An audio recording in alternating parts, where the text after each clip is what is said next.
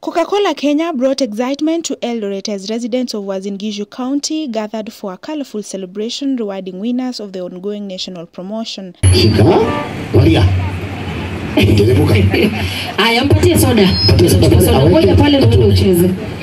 The event held on October 14th drew hundreds of people eager to enjoy entertainment, free drinks and a chance to learn more about how the campaign is changing lives across Kenya.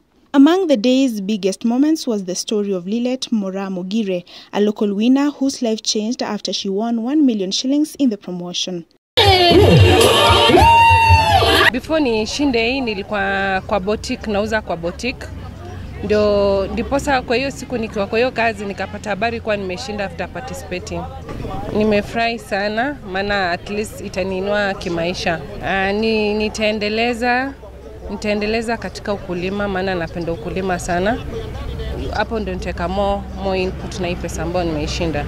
Coca-Cola's North Regional Manager Edwin Bett explained how simple it is to participate. Hii ushindi hii tunaita Funua Flavor.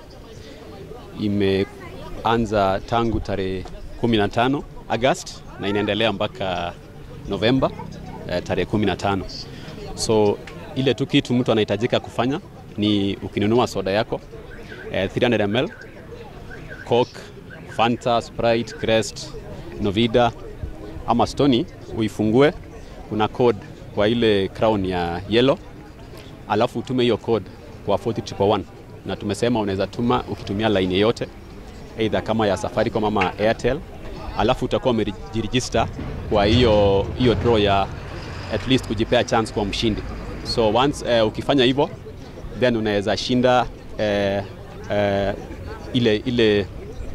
ile pesa ama bundles ile ziko pale kujishindia.